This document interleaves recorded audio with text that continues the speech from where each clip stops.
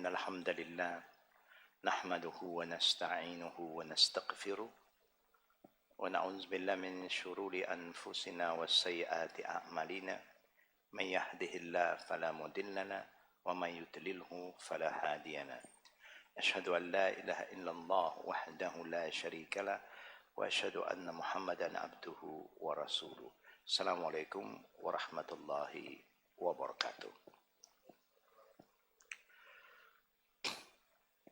Inshallah, to all the brothers and sisters, very good morning to all of you. Before we continue, let us try our best to implement the ruling of giving and responding to Islamic greeting.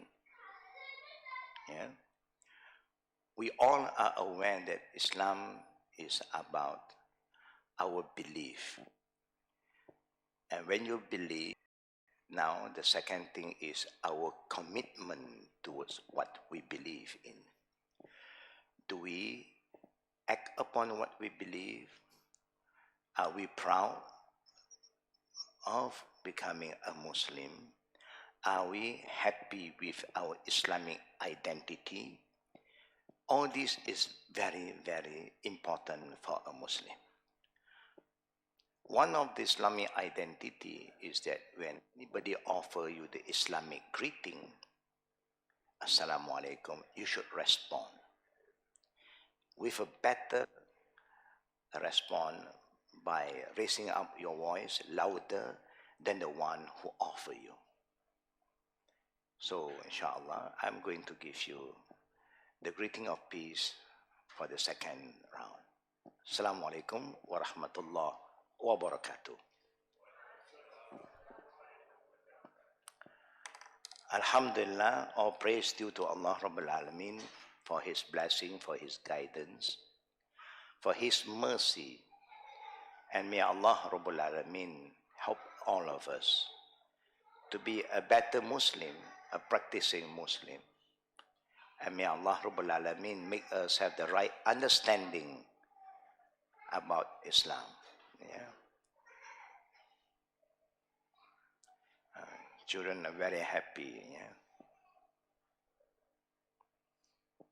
Now, firstly, we would like to convey a warm salam from our fellow Muslim who have been with us for normally about 4 days in Jakarta. We just arrived from Jakarta last night after the World Halal Council meeting, yeah, focusing on Islamic financing and also how to promote halal product to people who are not yet Muslim, so that they understand the value that Islam is offering is not just halal, but tayyibah, quality, good quality food and drinks. And that is what human needs. Anybody who wants to keep themselves healthy, is very important for them to have the right food, right, yeah, and balanced nutrition. And that is where the World Halal Council meet every year, and this year is in Jakarta. Alhamdulillah, we have representatives around the world participating in this World Halal Council, because I'm one of the advisors for this council. Alhamdulillah, the ending was very, very productive, and may Allah Rabbul Alameen make it a successful one for the Ummah to come, because we have the next generation, our young children. We must make sure that when we eat halal food, drink halal drink, dress halal garment, we must make sure that this kind of thing will carry on until the next generation. So we have to make it, yeah, strong now, so that our children will also only consume all the halal food. So they convey their warm salam to all our Jama'ah here. Yeah. Now coming back to today's subject, we have been reminding all the good brothers and sisters who have been following our classes here about the basic foundation of Islam, about what is Islam, what Islam covers. Normally they say Islam is a way of life, but then how do you present that Islam is a way of life to other people? Then we show you, yeah, the diagram last week about Islam. You have Aqidah, Tawheed, Sharia, and then you have Akhlaq, Adab. Under Sharia, you have Ibadat, Muamalat, Munakahat, and Jinayat. Now, today, I'm going to focus on what is Sharia. When you talk about Sharia, you are talking about the do and the don'ts. Living in this world, nobody can escape from do and don't. Nobody. No country can survive without do and don't. They allow you to do this, they don't allow you to do that. Everything, there is a limit for everybody. Even when you talk about freedom of speech, there is also a limit. Freedom of doing things, there is also a limit. Anything, there must be a limit. So when you talk about Sharia, you are talking about the do and don't from Almighty Allah, the Creator, from God. Is God's laws. Either you follow God's law or you have to follow human-made law. You cannot escape. You want to work, there is rule and regulation in the office, in the company. You cannot say, I want to work, but follow my way. No company will accept you. This is my company.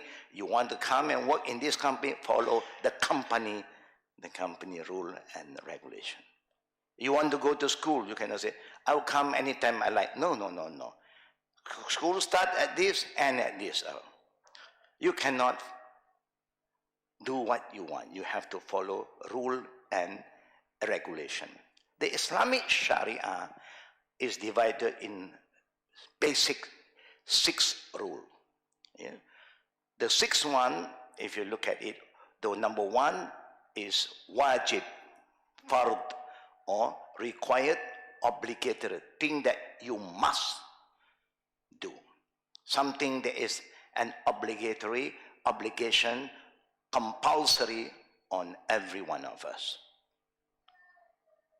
Example, the Prophet ﷺ said, وَلِنَفْسِكَ عَلَيْكَ حَقٍّ. Yourself, your body have right upon you. So you must give food to your body. There is the right of the body. You must give drink to your body. You must give your body rest. You cannot just abuse your body, then you will suffer. Yeah? This is just an example. Now let us go. This category will include obligations such as daily prayer, fasting in the month of Ramadan, fulfilling a promise, honoring parents, seeking knowledge, which are all obligatory on every Muslim, male and female. Mean something that we Muslim must do. Yeah. Anything that is a must, it becomes compulsory, obligatory, it becomes wajib. The definition of wajib, if you perform that particular act, you will be rewarded by Allah Almighty. There is a reward. There is some kind of blessing in return. But if you do not, then you have committed a sin. Like what we are doing, if you don't follow the rule in any company, you commit a sin. They can sack you. They can just terminate you and they can stop you from working. Yeah. Now, and the fardu, when you talk about the fardu obligatory, is divided into two groups. One is fardu ain, means everyone have to do it. One is fardu kifaya, meaning if there is a group of people are doing it, the rest will not, will not be required to do it. Yeah, it's a commune kind of activity. It means communal or collective responsibility, such as performing the last rites on the deceased. If everybody want to do, I don't know how long it would take, to arrange a dead body, Just one small group, the rest just wait and participate in the other ritual. Attending funeral prayer, reminding others to do good, forbidding evil. If everybody call people doing good only, nobody forbid people from doing bad, then it's not balanced. Life is full of balancing. You have a group focused on promoting what is good, that there will be another group that is to stop people from doing evil. Yeah, this is important. The security, the police, normally they hardly call you to do good. The law is there already. You just follow. You break the law, they come after you. That is their job. But we, as public, we promote goodness. We promote peace. Yeah, we promote all that benefit the community. Yeah? Now, number two, after you know what is wajib, you have the second law, known as sunnah or mustahab, recommended. There are two types of recommendation in Islam. One is highly recommended, one is just recommended. The sunnah mu'akkada is highly recommended. The sunnah ghair mu'akkada is okay, you can do. You're welcome to do it. Yeah? Now, sunnah generally means an act or done like by the messengers of Allah. Whatever the Prophet does, what Prophet said, the silence of the Prophet is considered sunnah, means the way. Yeah, literally, sunnah means tariqah, means the way. Whose way? One man's way. Prophet Muhammad sallallahu alaihi wasallam. Not your, mine, no, but one man. Referring to one man who Allah chose him to be the messenger and the last prophet from Allah to humanity. Where the early prophet was sent to a particular race and nation, where Prophet Muhammad was sent as a mercy to the whole world. That is the difference between the early prophet and this last Prophet Muhammad sallallahu alaihi wasallam. May the peace and the mercy of Allah be upon him.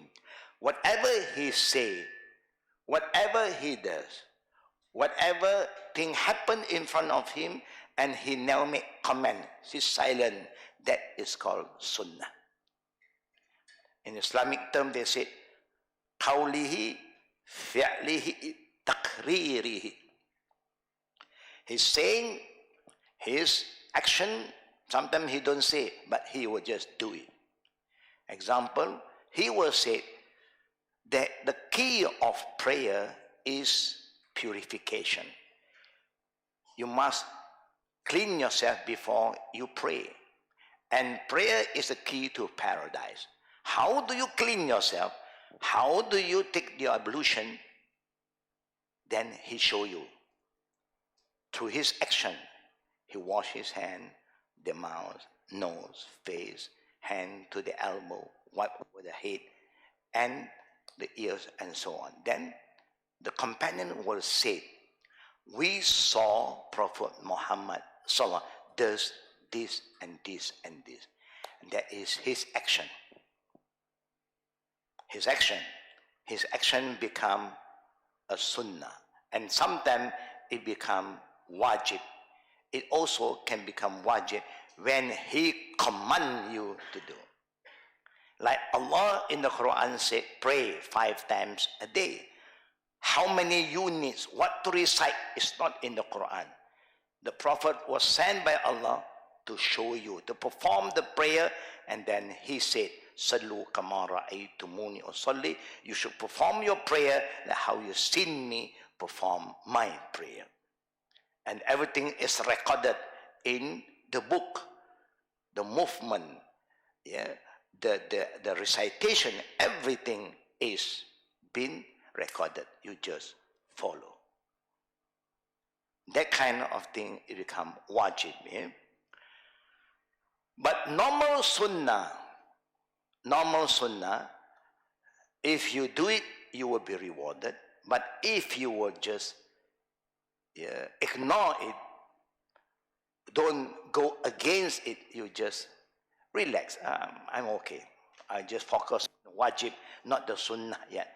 Then no sin upon you. But the sunnah wajib, please remember this term. Sunnah that the Prophet command you to do, it become an obligation. Okay? Now, number 3, you have mubah. Mubah, permitted, allowed. You have a choice to do it or not to do it. Yeah? Then you have a choice. Yeah? Majority of what happened, they say in Islam, yeah, everything start with mubah. Yeah? Everything start with permitted. When food and drink, everything is allowed until the law says, stop, this one, no, then you don't do. Please remember, mubah, yeah, is the beginning of everything is allowed for you to do in worldly affairs. Anything spiritual you cannot do until there is a command. The Prophet, when he started his mission, calling people back to Allah, for 11 years, he never called people to pray. Because the prayer was not commanded by Allah yet. Until Isra Mi'raj. Then prayer is made as an obligation. Before that, no law of prayer. No fasting, because the law of fasting only was revealed after migration, meaning after 13 years of our prophethood, the prophets, Muhammad's, migrate to Medina, then only the law of fasting was revealed. Even fasting is good, but it's not an obligation for you to do any ritual that is not commanded by God. You don't say, I want to do this act of worship according to my liking. You cannot. Anything to do with act of worship, you don't do until there is a command for you to do it. Anything to do with worldly affairs, then ibaha, you are allowed to do it. Until God said no. In the time of Adam, the law allowed siblings to get married, but not the same twins. Different twins. Because there is the only people around. If it's not allowed, there is no human population. It will die out. In the time of Moses, whoever commit a sin, worshipping other than Allah, create partner with Allah, their sin is to commit suicide. They have to kill themselves. Repentance is to kill yourself. It was allowed at that time. Drinking, everything was allowed. Then the law said, no, then you stop. Yeah? So ibaha means something is allowed from the beginning. Number 4, makruh. Makruh is something discouraged, disliked. Yeah, it's just like passing wind, inquiring one's age. People don't like. You can, Assalamualaikum, walaikum, how are you? How? No, May I know your name? No problem. How old are you? Don't know. Something private. Why you want to know my age? Where do you work? I'm working with Petronas. I'm working in Salco. How much your salary? Makruh. Don't go more further than it's something private. Don't ask me so detailed. I don't like. I must have some privacy. So there are things that people don't like you to ask. Don't ask. Yeah, not while you are talking with people sitting on a table for lunch, dinner, and you like to tick your nose in front of everybody. It's not haram. There's no haram in digging your nose, no.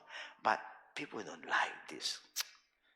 This habit is not a good habit. Yeah? It's just an example. Makruh is not haram. It's not sunnah, but it's something you can do, but people are not happy with it. We all have wind in our body, Sometimes you have to let it go. Let it go. Don't fight. Don't fight with the wind. You cannot win, They will come out sooner or later. So you know that you cannot control. You just excuse yourself, stand up, walk backward, and then you let it go and come in again. Because there are two types of wind. The one that got sound, then it's easy to identify this wind came from which direction. But the one that is no sound, the silent wind, this is called the hypocrite winds, munafiq wind. You let it go and then you pretend that it's not yours. You make everybody very confused. Who is doing that? It's not nice. Yeah, this is makruh. It's not haram. Yeah, halal. And that's one we are just saying. We just came back from the World Halal Council conference. Halal is something is allowed. Yeah, something start with food and drink. Everything is allowed. But anything that causes self-destruction is haram.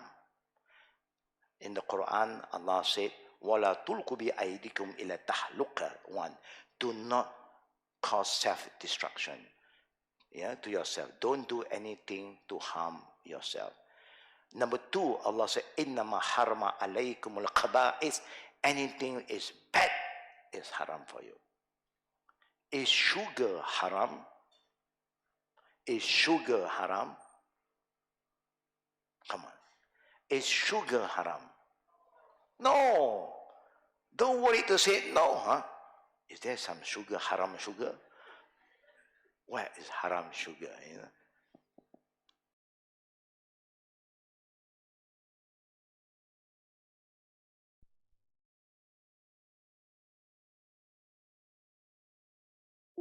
We also brought back fuels.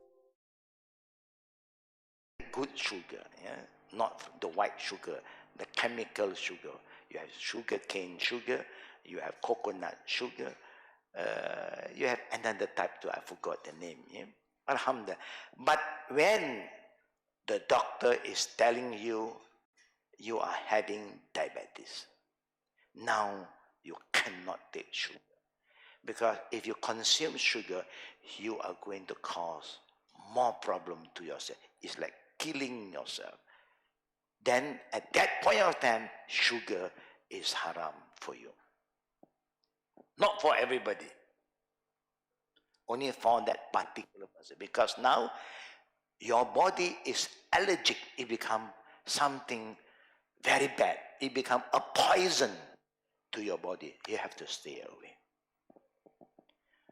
If not, you are causing harm to yourself. Harming yourself is forbidden because your body have right upon you. Yeah, this is the law of what is halal is permissible, what is haram. But you must remember, haram is not just on food. Majority of the Muslim today, they focus on haram food. That's why you have a lot of restaurants have halal logo.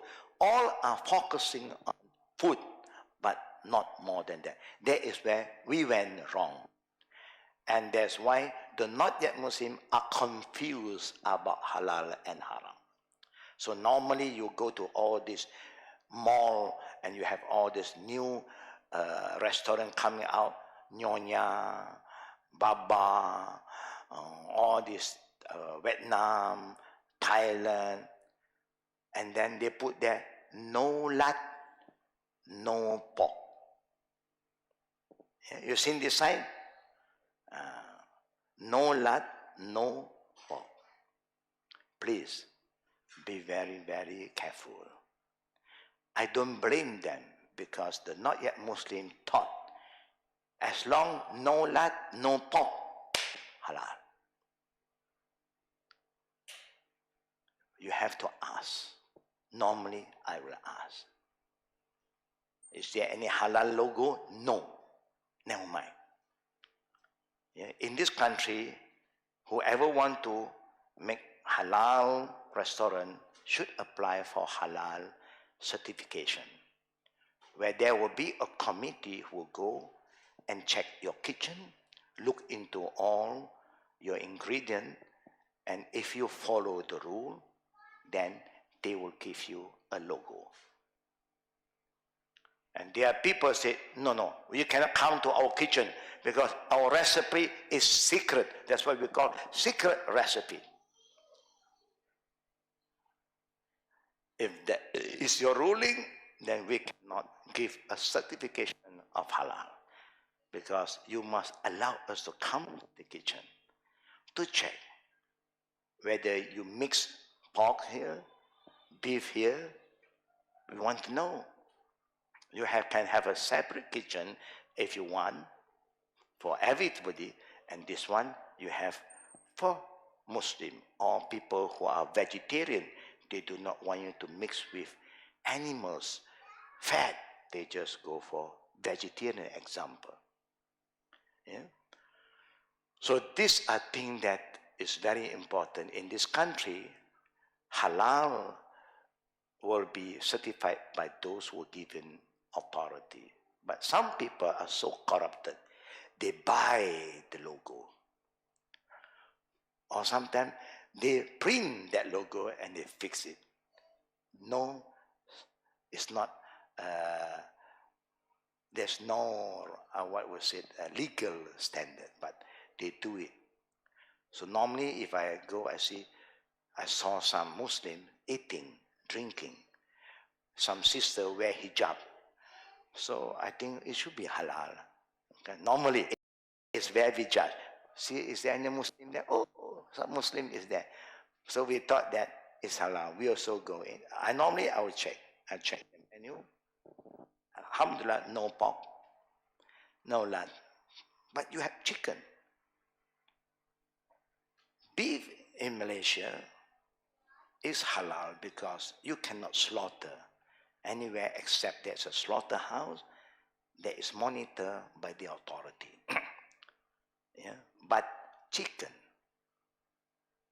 So I asked the manager, your chicken, do you get it supplied from the halal group of people? No. Chicken is normally from our own supplier. That means it's not from the halal butcher. No.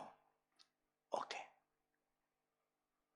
So please remember, when you go to any mall today where there's no halal logo, you have the right to ask. Yeah? Because they mix everything. You don't want chicken? No chicken. Normal chicken is there. No, but chicken is not slaughtered. When it's not slaughtered, it becomes haram. Yeah? So please be careful. Yeah? Here, inside here, you have, I forgot, the restaurant. Last time we went, because our friend said, halal, seafood restaurant. Yeah? At the end of this road, you have few seafood restaurants. So we went and we saw Muslim working, serving. We said, okay.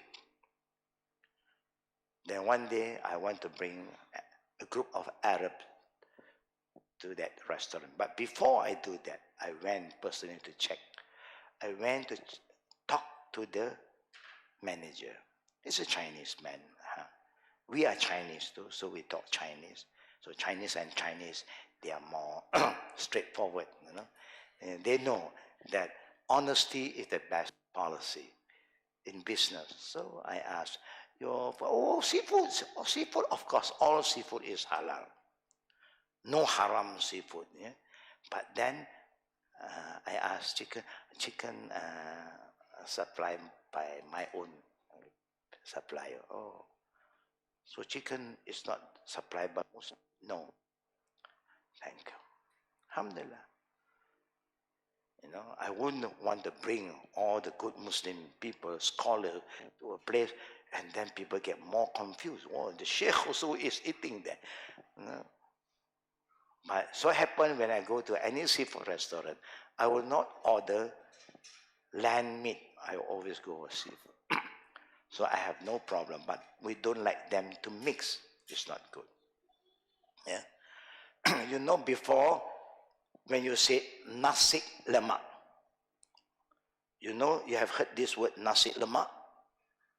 Do we eat nasi lemak? When you say nasi lemak, locally is halal. Normally people say halal. The roadside you see a lot of nasi lemak stores coming out. Everybody will stop behind it. Then there was an incident here in Malaysia. I don't know which area.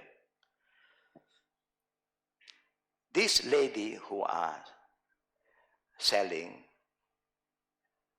is from Indonesia. Indonesian look alike, all look alike. And she wear hijab. And she was preparing nasi, lemak, and beef, egg, you got chicken. And in the same time, people is queuing. Chinese is there, Indian is there, Muslim also is queuing to buy nasi lemak. It so happened that morning, the Chinese one was asking, mau nasi lemak babi. Dia ada nasi lemak daging, sotong, beef, and then you have chicken, you have squid. Now, and this lady, nasi lemak babi. And then that lady said, sudah habis. Sudah habis. So it happened one behind her. He's a Muslim. Ada nasi lemak babi. Then it become viral. You see, so you must be careful. Then are you a Muslim? No. I'm from Indonesia. Then why you wear hijab? Oh, my boss called me to wear hijab, so my hair will not fall into the nasik, most of the chef, everything they have to cover their head because of their hair, so that for hygiene. Then it become viral. Now you have people are coming with nasi lemak with babi. That's okay, because people know. But the normal, the roadside nasi lemak normally is halal. But this lady was caught because somebody was asking her. That means she has been selling nasi lemak, babi along with nasi lemak, daging and ayam. But we innocently, we don't know. We don't, because everything is cut, is been served. It looks alike. With all the sambal, only here got more fat and here got less fat. People will know. So please be careful about halal and also about haram thing. But when you talk about haram, mostly people focus on food. They forget about drink. Any drink that intoxicates you is haram. That is the form of drink. You don't have to use name. Oh, but this is not wine. This is tonic. Anything, as long as it intoxicates, is haram. Yeah? Then people say, but wine is from grape. When I give you grape, you eat. But this also from grape. Yes. But now, the function of this drink have changed from something healthy, something non-intoxicate, to something that intoxicate you. And the Prophet said, Kullu sharabin askara fahuwa haram. Every drink that intoxicate you is haram.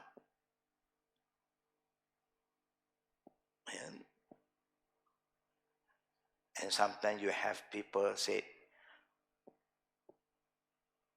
is there halal beer? Is there halal beer? Have you seen any halal beer in the market? What is the halal beer? Root beer, good.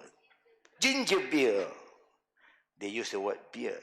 There is halal, alhamdulillah. People confused with the word beer. Yeah? If you go to Mecca, you have a lot of halal beer, but non-alcoholic. We are very confused about this term. In the World Halal Conference, we have been discussing, World Halal Conference have been established, council have been established for almost 30 years. Yeah? And their office is in Philippines. Yeah? Registered World Halal Council is in Philippines. Okay? Now, you never come across that Prophet said alcohol haram. But we were always been exposed alcohol. No, the Prophet only said kullu sharabin askara fahuwa haram. Every drink that intoxicate haram. It's not because of the alcohol. Alcohol is another kind of chemical. It's not every preserved food have alcohol. Paint, alcohol. Cleaning stuff have alcohol. That alcohol is not for consuming. It's for the purpose of cleaning and so. So not all alcohol is haram. No. Yeah. Remember, but we thought that as long as alcohol, haram. Cough syrup have alcohol. Anything liquid, either you say how many percent, but still the word alcohol is there. Okay? Just general understanding. A lot of people may travel mile and mile to look for halal meat, but they are not careful with halal drink. So even not yet Muslim today, very confused. You go to the seafood, of course they sell liquor, they have wine, they have anchor beer, and then now you have one table here, we are there, we order halal seafood, alhamdulillah, we order Chinese tea, halal, and then other people, and then there's another lady, the promoter will go with a advertisement on around her body, anchor beer is good for you. Guinness stout. And then he'll come to the table. Any beer, sir? Sometimes they came to us. Then I will call her. You know we are Muslim? Oh, yes. Because we have a sister wearing hijab. But that table also Muslim, sir. That table also Muslim. And they order beer. So I thought that once a while, okay. No, we go outing, for family gathering, maybe Hari Raya Day, good day, happy day. Maybe people don't have the right ideas. They thought because they see that the Muslim, they don't eat pork, but drinking is common to them. True or not? Sometimes, yeah. So they get confused because we also get confused. That's why great scholars say, between the two sins, drinking intoxicated drink and eating pork have lesser sin than drinking anything that intoxicates you. In the time of the Prophet, whoever drink all this haram drink openly, there is a law to punish them 40 slashes, 40 canes. Eating pork, no punishment, just you commit a sin between you and God. But drinking alcohol, there is a punishment to show you that drinking all this intoxicant is more severe. Yeah, it's a greater sin compared with eating pork. Why? Because when you are intoxicated, you can kill somebody, you can rape somebody, you can cause harm to other people. But when you eat pork, if you can eat barbecue uh, maybe half of a pig, you can still walk straight. You don't get intoxicated. Maybe you get sleepy after eating, then you go into sleep. But when you drink and you got drunk, you drive a car, it may cause you a problem. Accidentally, you hit something, or you may kill somebody. And this is why drinking, intoxicated drink, is more severe than eating pork. I say this in 94. Yeah, I say this clear, loud. But then the media said, sensitive, we cannot add this statement out. I said, whether you add it or not, it's not my business. My business is to tell you what is right. The rest is you and God, not me. What is halal is bayin, haram is bayin. Now, there is also other haram things that we are not aware of. So I make it simple. Haram is divided into 5 categories. Haram food, you identify. Haram drink, anything that intoxicate you. Haram action, stealing, killing, all this also is haram, is a form of action. Haram speech, that means you lie, you create fitna, you backbite, you gossip, you slander around. All these are haram speech. And haram dress. The male should not dress like a female, the female should not dress like a male. Everyone have their own kind of dressing. So that is all that we must understand, so that we save ourselves from anything that is against Allah and against our Prophet. Why Allah come up with this ruling is to safeguard ourselves. We want to be honored. We have our dignity. The dignity will come with you when you follow the rule. Anything you do, if you follow the law and the regulation, you will be respected. Yeah? Nobody hate you for that. People know you are the man who follow the law, not the man who break the law. Lawbreaker always end with problem. Now you have authority. After 1 year, you don't have authority, then the law will come after you. You see, just an example. If you are a law-abiding citizen, wherever you go, you don't have problem with any government because you follow the rule. So the law is here to guide us, to protect you from having unnecessary problem. But being human, we are not perfect. We may break certain law. May Allah forgive you. There are 2 kinds of law breaker. A person who break the law openly, he has no shame, and that's why the Prophet said, إِذَا لَمْ تَسْتَحِي فَاسْنَعْ لِمَا شِئْتَ. He said, when people have no shyness, you are not ashamed of what you do, what you say, now you are going out openly to commit the sin. And that kind of sin is more severe than the sin you do it secretly. There are 2 types of sin. Yeah? One you do openly, one you do it secret because you are shy, and then you do have your self-esteem, dignity. You have parents' name that you carry in your identification. You are very careful. So nobody can escape from that sin, the secret sin. Everybody have their own secret, have their own weaknesses. So remember, haram, food, drinks, action, speech, and clothing. Yeah. So you must understand what is haram, clothing, haram dress, the male dress like a male.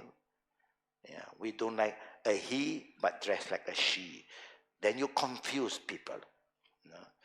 You thought it was he, suddenly it's a she. You know. So you become who you are, and people respect you because of who you are.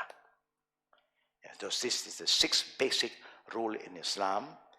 We hope that everybody will try their best to understand. If there's any question, now we open for Q&A. If there's any question from the sister, brother, we open for the next session, Q&A session.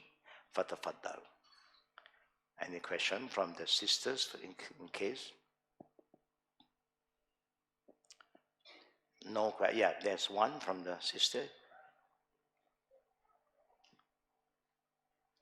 Oh, not. Yeah, there's one now, the others. Yeah. Faddal. Yep. I just want to ask, can Muslim people having a meal in a vegetarian restaurant? Yeah. In Malaysia, yes, what we know. Other country, we have no idea. In Malaysia, any vegetarian restaurant is 100% veggie, no meat. They don't allow any intoxicated drink inside that restaurant. They don't serve alcohol drink or wine, beer, they don't serve. I was exposed with vegetarian restaurant, yeah. But the only problem sometimes, these business people, I don't know what is in their head, you know. You have a menu, they come, chicken, beef, prawn, but 100% vegetarian. Only the name, and they'll make it's from beancurd. All is from beancurd, you know. It's from soya bean. So they'll make a feature like a prawn. They make it look like a squid, but there's no squid. There's all 100% soya base. But it confused a lot of people. My sister, who are not a Muslim, if you want to take vegetarian, don't go vegetarian restaurant. Just go to any, just order green veggie, khalas. This one confused. You have chicken there, and they say vegetarian, but it's just a name. Very interesting there to show us that the Chinese are very creative in food. Yeah, but 100% is soya based, so it is okay for people who have the knowledge. People who what go in, huh? Got chicken, duck, deer, and you say vegetarian. But the way they present it, the way they make it, it look like real, you know. All are soya based. Naam. Other country, I have no idea. Yeah. What that I'm aware of is in Malaysia, Alhamdulillah. Naam. Naam. Pastor Mike. Wa alaikum salam wa rahmatullah wa barakatuh. Regarding, you just put the mic regarding closer. the third question about the alcohol content, you told me that just at a clearance. So especially like when we go out of countries for meetings or something like that, due to they call it alcohol as a social drink for social gatherings.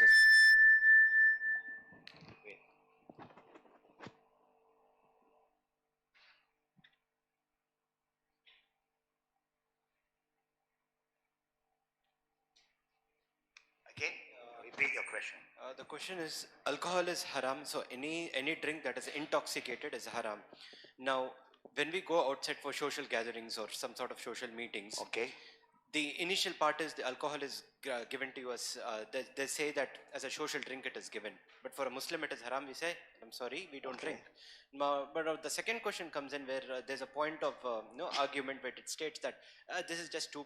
How can it, in what way it is going to intoxicate you? It's below 3%. Anything that intoxicates is haram, but this is not going to intoxicate you. Okay. How will we validate that? How will we move away from that sin? Okay. Firstly, as a Muslim, if anybody invite you for a social gathering, for a party, a wedding, example, in Malaysia, because we are multiracial, sometimes when they have a walima, yeah, wedding function, they may invite Muslim guests, and they assure you that they will serve only halal food for you all. Yeah, then okay, they give you that respect, no problem. Yeah. When you know that they're serving halal, because they are not Muslim, so you cannot stop them from eating what they used to eat. The only thing they know that this is my Muslim guest, and I will cater Muslim halal food for this guest. Good, that is okay. Yeah. Now you have times some people say, let have, but this alcohol content is so minimum. Yeah, it won't intoxicate anybody. But now, what I said, we don't talk about alcohol. Anything that if that drink you take more than normal will intoxicate you, then even little is haram. Yeah, the concept, because the Prophet said everything that intoxicate you haram. Then the companion asked, how about we take a little, we just drink a bit? No, we can control. Anything that is haram already, even little is haram. Understand that? Like riba is haram. Even just you take a loan for 1,000 ringgit, but involve riba, still is haram. Yeah. Nothing to do with the term alcohol. I know anybody who are a drinker, drinking 1 cup won't knock him down. No, he used to drink 10 bottles. No, 1 cup is what? It's like teh tarik for him. But because this drink at the end intoxicate, then it's haram.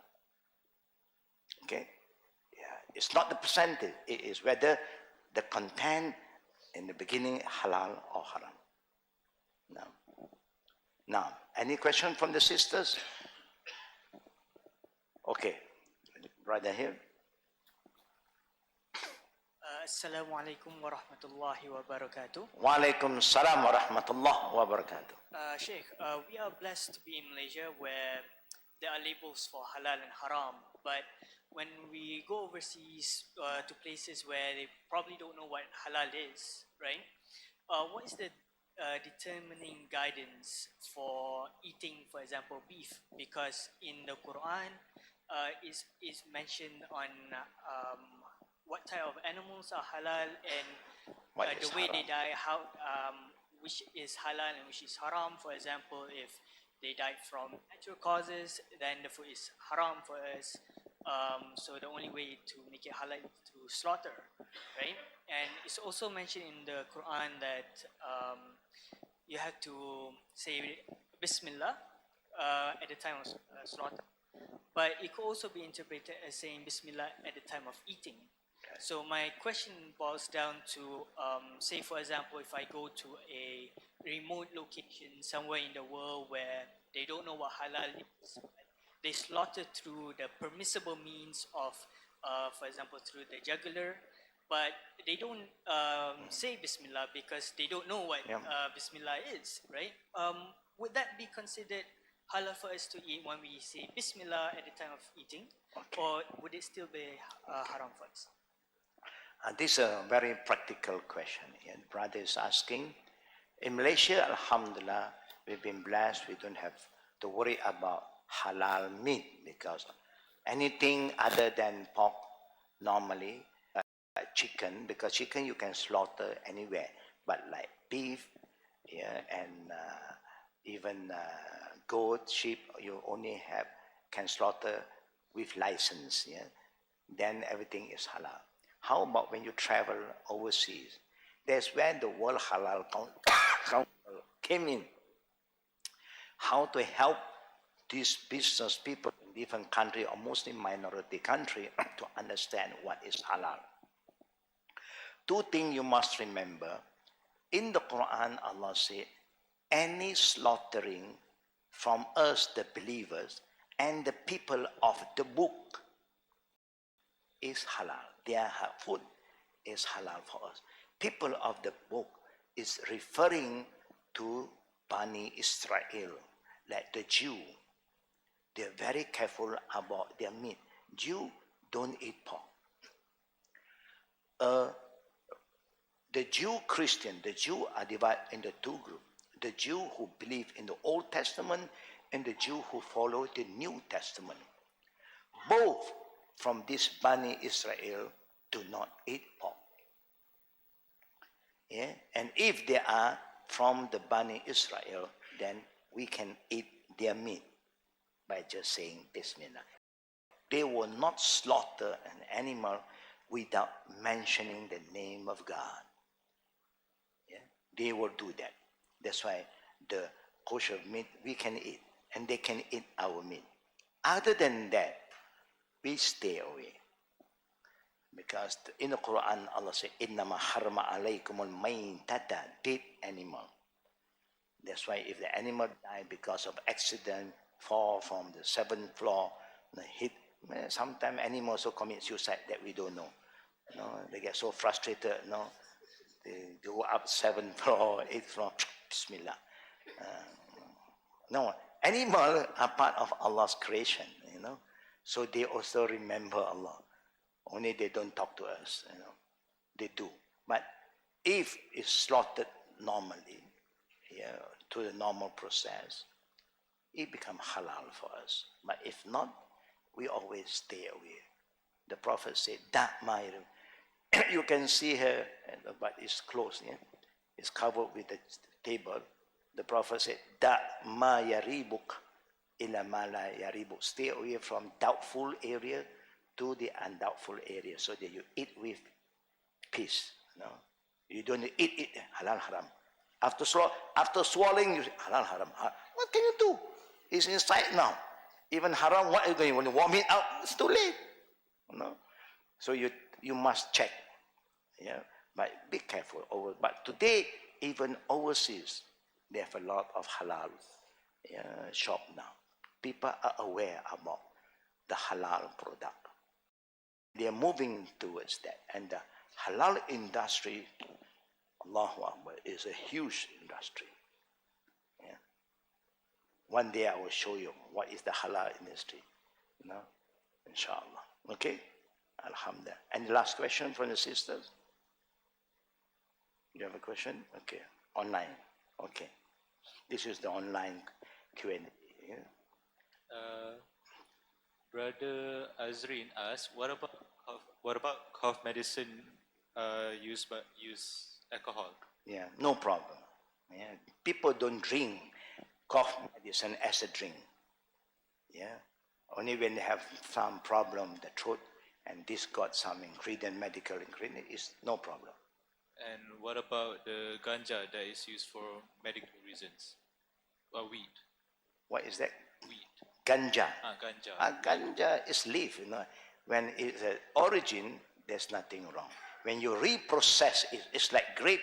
The original grape is okay, but when you ferment it and turn it into wine, then it is haram. Yeah. Okay. And another Wait, one. before I forget, how about perfume? Yeah, we love perfume. Yeah, perfume that have alcohol. That's why the Muslims sometimes they sell attar, very traditional kind of fragrance. They say attar tanpa alcohol, non-alcoholic attar, and you can pray with it tanpa was-was. Yeah, that is the product. But in reality, any fragrance is halal. You have alcohol, no alcohol is a form of fragrant, it's not for you to consume, you don't worry. That is not the alcohol that intoxicate you. Yeah, so don't worry. That's why people when go atar, atar, atar, and then you go to Makkah, they have all the Gucci, all the French, and all the perfume you sell. As long as it is a form perfume, no problem. Now, one question from sister in USA. Assalamualaikum. Walaikum salam wa rahmatullah. Thank you for the opportunity watching from the USA. Can we eat in a vegetarian restaurant where there are idols in the restaurant?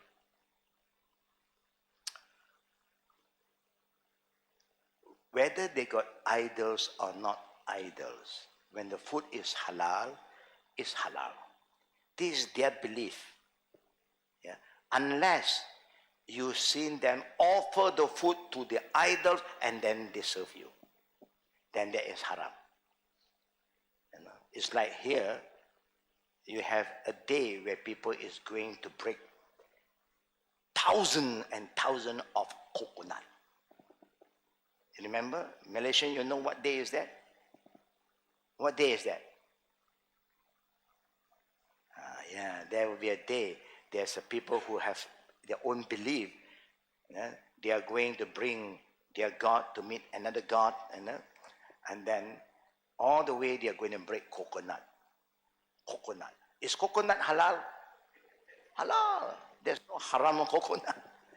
But now that particular coconut is being used based on their belief. They offer a kind of ritual to whatever they believe. The coconut become haram. I give you another example. You know, in our country, people have very strange belief. If there is always an accident in that corner, when you're driving, that corner very often got accident. And now you have somebody who have that belief. That corner is a dead corner. Because there is a strong jinn stay there. So when he's hungry, he will eat up you. He will take your life. So now this guy who fear death is going to that corner now. Because he used that corner always. His house is here and his working area is there. He have to pass every day. He want to make sure that jinn don't take his life. Leave him in peace. Now he's going to offer. Put banana, orange, maybe some chicken, some cake. And now he's going to offer. Put in some one corner that they believe. Here always got accident. And now Abdul Rahman is passing by. After, they got some food there. Nobody is around. So Abdul Rahman dare not touch. Haram, haram. No, we don't steal. Until it get rot. The whole thing get rot. Then you have another person pass by. Actually, it's a waste, no? What is it? They put food like this. I cannot eat the kuih because I don't know halal or haram. But there is no haram banana. There is no haram orange. So he look around, nobody there. So this guy will start to take some orange. And then the guy who put orange there will strengthen his belief. Oh, I'm so lucky I put orange there. If not, I think my life is gone. He do not know which one is eating. He thought the real jinn is eating. No, we are eating it. So that kind of food also is haram because it's been offered to a certain belief. Yeah, then it's haram for us. Even if you slaughter an animal, bismillah, by a Muslim, but it's offered to the grave. You cannot eat animal. It's offered to the dead. The living don't eat animal. Your intention also is important. It's not just the slaughtering. After slaughtering is halal, but now your intention is to offer to a deities, to that spirit, this spirit, then you cannot eat animal. It's unclean for you. Spiritually unclean. I give a last example. We Chinese New Year, family gathering. And Chinese love orange. Yeah. Anything goldish, they love. You know. So they will put some oranges in front of their deities, whatever they believe. And also they put some on the table and in the fridge to serve their guests. So you may come and then they have, oh, Raya Day, please, no, this is halal fruit, we eat, no problem. Sometimes, so happen the fruit that in the fridge is gone, everything, but they have some still there, 5 pieces, and then they start to bring down. That is the time you must use your wisdom. They don't understand. Hey, still orange, steam orange, you know. From here I put that. Yeah, but because you have offered to your deities, we can eat. I have that problem before. When my mom, my grandma, they all are still alive. They do this, and then I will have Raya with them, Chinese New Year. So something they bring down. Immediately they bring down and say, I'm okay now, alhamdulillah. No, I don't take orange today actually. Yeah. I'm on diet, orange diet today. To tell them haram, they cannot understand. What is orange haram? That orange halal, what is this? And orange, but it's been served to their deities, so we don't touch. Yeah? This is important for us to understand as Muslim. We must know our right where they have no ideas about our rule. So we don't blame them. Yeah? They're very innocent, but we must safeguard our iman. We consume what is halal, inshallah. So may Allah help us, may Allah guide us, may Allah forgive us from what we have done. Yeah, finish. I think, yeah, people is waiting for me. Yeah, so inshallah, there will be Sheikh Sharif coming in to take over for the second part. So we hope whatever you have learned today, still you have some issue, you can come back to us again next week, and then we will continue on this subject, inshallah. أقول قولي هذا واستغفر الله لي ولكم ولسائر المسلمين كل ذنب فاستغفروا إنه غفور رحيم سبحانك اللهم وبحمدك أشهد أن لا إله إلا أنت أستغفرك وأتوب إليك السلام عليكم ورحمة الله وبركاته